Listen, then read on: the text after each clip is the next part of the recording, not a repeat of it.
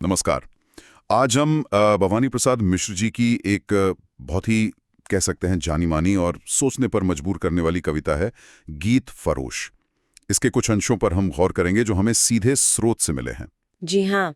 और ये कविता महज कुछ शब्द नहीं है, बल्कि एक कलाकार के अंदर जो चलता है ना, उसका संघर्ष और उस समय का समाज, उसका एक आईना है ये। हमारा इरादा यही है कि इसके अलग अलग पहलुओं को देखें, समझें कि कवि के मन में क्या चल रहा था और कला, ज़रूरतें और शायद ये जो बाजार है, इनके बीच का जो रिश्ता है, उस पर उनकी क्या टिप्पणी है। और इसकी शुरुआती मतलब एकदम चौंका देती है। सही कहा। पहली ही लाइन ऐसी है कि कोई भूमिका नहीं, सीधा मुद्दे पर। बिल्कुल। कवि कहता है, जी हाँ हुजूर, मैं गीत बेचता हूँ। फिर कहता है, मैं तरह तरह के गीत बेचता हूँ, मैं किस्म किस्म के गीत बेचता हूँ। ये जो अंदाज है, ये किसी कवि का कम और जैसे कोई फेरी वाला होता है ना, या दुकानदार, उसका ज़्यादा लगता है। पूरी तरह से अपना माल बेच रहा है। ये जो खुलापन है, ये सीधी बात यही बहुत कुछ कह जाती है ना? निश्चित रूप से। ये सिर्फ एक बयान नहीं है, ये तो जैसे एक घोषणा है। और मजे की बात यह है कि कवि खुद बताता है कि वो यहाँ तक पहुंचा कैसे। वो कहते हैं, पहले कुछ दिन शर्म लगी मुझको, पर बाद बाद में अक्ल जगी मुझको। अब ये अक्ल जगना क्या है? क्या ये मजबूरी की समझ है, या फिर बाजार के जो नियम है उनको अपनाने की एक तरह की चालाकी? ये सवाल तो उठता ही है। और वो अपनी इस अक्ल को या शायद अपनी झिझक को कम करने के लिए एक बहुत बड़ी और कह सकते हैं कड़वी सी तुलना भी सामने रखते हैं। हाँ। और वो तुलना ना इस पूरी कविता का मिजाज तय कर देती है। वो कहते हैं, जी लोगों ने तो बेच दिए ईमान। ये लाइन तो बहुत तीखी है। इसमें अपने काम के लिए एक तरह की सफाई भी है, और शायद दुनिया की जो हालत है उस पर एक टिप्पणी भी। ऐसा लगता है जैसे कवि कह रहा हो, अरे साहब, दुनिया में जब लोग अपनी आत्मा, अपना ईमान बेच रहे हैं, तो मेरा गीत बेचना कौन सा इतना बड़ा गुनाह हो गया। ये कला और नैतिकता, और दूसरी तरफ पेट की आग, इसका जो द्वंद्व है वो सामने आ जाता है। तो ये तो हुई मतलब शुरुआत। लेकिन इसके बाद कवि सिर्फ ये नहीं कहता कि वो गीत बेचता है। वो तो बाकायदा एक सेल्समैन की तरह अपने प्रोडक्ट यानी गीतों के फायदे गिनाने लगता है।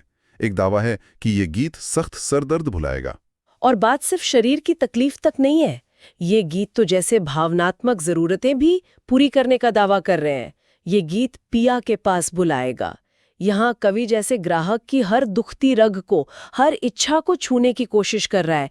कला यहाँ जैसे एक समाधान बन गई है, हर मर्ज की दवा। कुछ दावे तो वाकई कमाल के हैं। मतलब एक गीत के बारे में कहा गया है कि ये गीत भूख और प्यास भगाता है। मुझे ये समझना है कि कवि यहाँ क्या कर रहा है।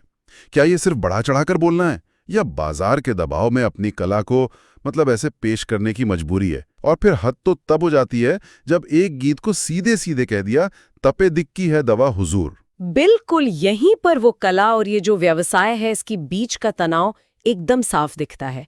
गीत जो एक अंदर का एहसास होना चाहिए, एक रचनात्मकता, उसे यहाँ लगभग एक जादुई चीज की तरह पेश किया जा रहा है। ये शायद इस बात का प्रतीक है कि बाजार कला से क्या चाहता है, तुरंत समाधान, चमत्कार। और कवि शायद मजबूरी में ही उन उम्मीदों को पूरा करने का जैसे नाटक कर रहा है। वो हर मौके के लिए, हर जरूरत के लिए गीत देने को तैयार दिखता है। हाँ, जैसे वो कहता है, ये गीत सुबह का है गाकर देखें, या फिर उदासी के लिए ये गीत जरा सूने में लिखा था। यहाँ तक कि जगहें भी जरूरी हैं। ये गीत वहाँ पुणे में लिखा था। ऐसा लगता है जैसे गीतों की एक पूरी लिस्ट है, हर मूड, हर जगह के लिए टैग लगा हुआ है। और ये जो बांटना है ना, ये सिर्फ मौकों या जगहों तक नहीं है। कवि तो रूप और शैली की भी बात करता है। जी छंद और बेछंद पसंद करें, मतलब ग्राहक जो चाहे, पारंपरिक मीटर वाले गीत या फिर मुक्त छंद, सब मिलेगा।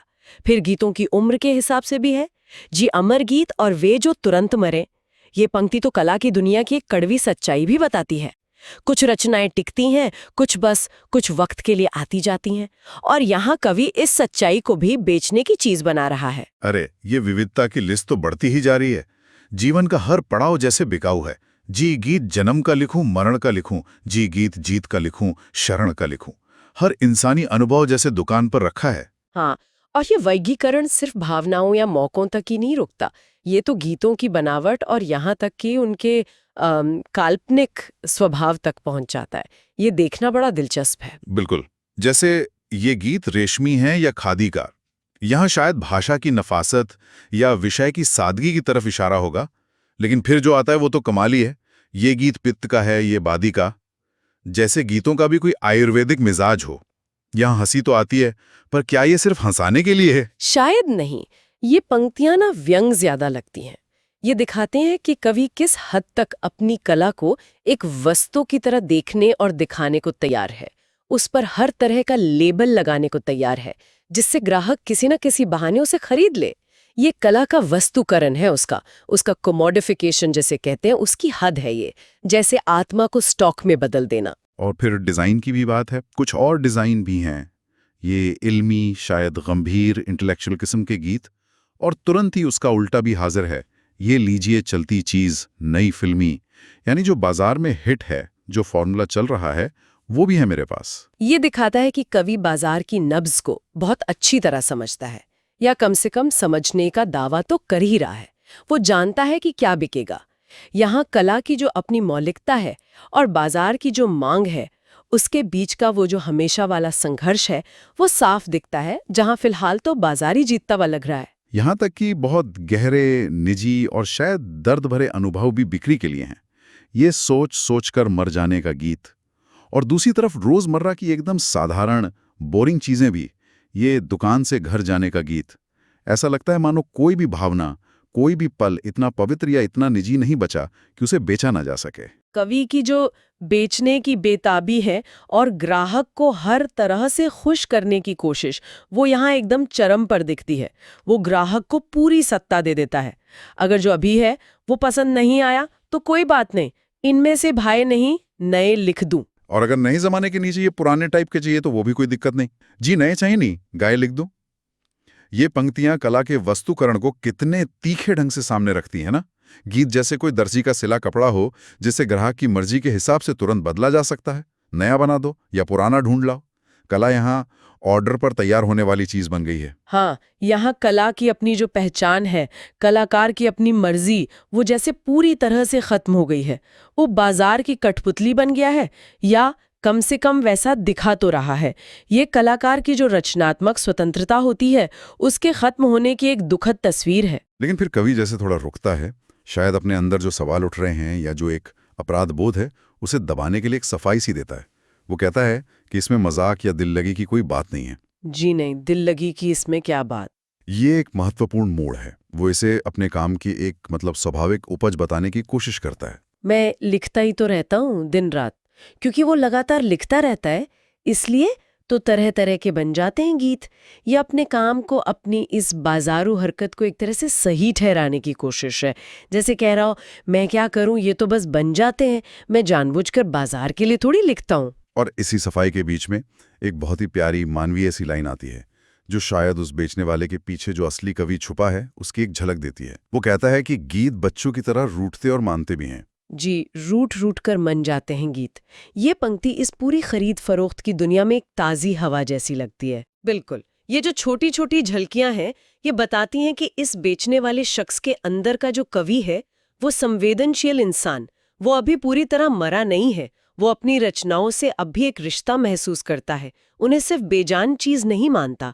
लेकिन बाहरी दबाव, जिंदगी की जरूरतें उसे उन्हें बेचने पर मजबूर कर रही हैं। ये उस द्वंद को और गहरा कर देता है। लेकिन ये झलकियां बस कुछ पल की ही रहती हैं। अंत आते आते बेचने की जो प्रक्रिया है, उसकी जो कठोर सच्चाई है, वो ज्यादा हावी हो जाती है। जैसे गीतों का ढेर लग गया है और अब उन्हें बस किसी तरह हटाना है, निपटाना है। सही कहा। वो कहता है, जी बहुत ढेर लग गया, हटाता हूं। इस पंक्ति में सिर्फ सामान हटाने की बात नहीं है, एक थकान है, एक ऊब है, एक बोझ का एहसास छुपा है। जैसे ये गीत अब सिर्फ बेचने का माल है, जिनका जल्दी से जल्दी निपटारा करना जरूरी है। और फिर ग्राहक की इच्छा ही आखिरी सच है। ग्राहक की मर्जी, अच्छा जाता हूं। यहाँ कलाकार की अपनी कोई इच्छा, कोई पसंद नापसंद जैसे मायने ही नहीं रखती। और फिर आती है वो स्वीकारोक्ति, जो शायद इस पूरी कविता का दिल है, उसका सार है। वो ग्राहक से कहता है कि आप चाहें तो अंदर जाके पूछ लें, शायद वहां कोई और बेहतर चीज मिल जाए। लेकिन असल बात तो ये है कि है गीत बेचना वैसे बिल्कुल पाप। ये पंक्ति हमें सीधा कविता की शुरुआत में ले जाती है, जहां उसने ईमान बेचने वालों की बात की थी। अब वो खुद अपने काम को पाप कह रहा है। ये गहरा नैतिक संकट है, एक अंदर की आवाज है जो अब तक शायद दबी हुई थी। अब वो अपने काम को सही ठहराने की कोशिश नहीं कर रहा, बल्कि उसकी असलियत को मान रहा है। और इस पाप का कारण क्या बताता है? कोई लालच नहीं, कोई शौक नहीं, बल्कि सिर्फ और सिर्फ मजबूरी, लाचारी। वो कहता है, क्या करूं मगर लाचार हार कर गीत बेचता हूं। ये आखिरी पंक्तियां पूरी कविता को एक दुखद मोड़ देती हैं। ये अब सिर्फ एक कलाकार का अपनी कला बेचने का किस्सा नहीं रह जाता। ये एक मजबूर इंसान की कहानी बन जाती है जो हालातों के आगे, शायद व्यवस्था के आगे हार मान चुका है। ये हमें वापस शुरुआती स्वीकारोक्ति, जी हाँ हुजूर मैं गीत बेचता हूं, पर ले जाता है। लेकिन अब उस स्वीकारोक्ति में एक बेबसी है, एक दर्द है, और शायद पूरे सिस्टम पर एक खामोश लेकिन बहुत शक्तिशाली टिप्पणी जुड़ गई है। तो हमने देखा कि कैसे भवानी प्रसाद मिश्र जी की ये कविता अपनी सीधी सरल भाषा में भी कला के बाजारीकरण की जो प्रक्रिया है और एक कलाकार के मन में जो चलता रहता है, शर्मिंदगी से लेके सफाई देने तक और आखिर में लाचारी को मानने तक, उसको कितनी परतों में खोलती है। जिया हुजूर मैं गीत बेचता हूं, ये सिर्फ एक लाइन नहीं, ये एक युग का, एक कलाकार की किस्मत का बयान बन जाता है। हाँ, और यहाँ सोचने वाली बात यह है कि जब कला, जिसे अक्सर आत्मा की आवाज कहा जाता है, बाजार में बिकने वाली एक चीज, एक प्रोडक्ट बन जाती है, तो उसका असल मतलब क्या रह जाता है? कलाकार पर वो कौन से सामाजिक, आर्थिक या शायद मानसिक दबाव होते हैं जो उसे अपनी सबसे निजी और प्यारी चीज को इस तरह बेचने पर मजबूर करते हैं? ये कविता बेशक अपने समय के हालातों पर एक टिप्पणी है, लेकिन इसकी गूंज आज के दौर में शायद और भी ज्यादा सुनाई देती है, जहां कंटेंट बनाना और उसे मोनेटाइज करना एक आम बात हो गई है। क्या आज का रचनाकार भी कहीं ना कहीं इसी गीत फरोश की कश्मकश से गुजर रहा है? बिल्कुल सही कहा। और अंत में एक सवाल हम अपने सुनने वालों के लिए छोड़ जाते हैं। कवि इस कविता में हर मौके, हर मर्ज, हर इच्छा के लिए गीत बेचने को तैयार है। वो गीत को दवा बना देता है, रेशमी और खादी बना देता है, इल्मी और फिल्मी बना देता है, यहाँ तक कि पित्त और बादी के स्वभाव वाला भी बता देता है। जब गीत जैसी निजी और आत्मिक चीज भी बाजार में इस तरह से इतने अलग अलग लेबलों के साथ बिक सकती है, तो फिर ऐसी कौन सी चीज बची है जिसका मोल नहीं लगाया जा सकता? किसी कलाकृति का, किसी गीत का असली मूल्य क्या है? क्या वो सिर्फ उतना ही है जितना बाजार उसका दाम लगाता है, या उससे कहीं ज्यादा, कहीं गहरा है?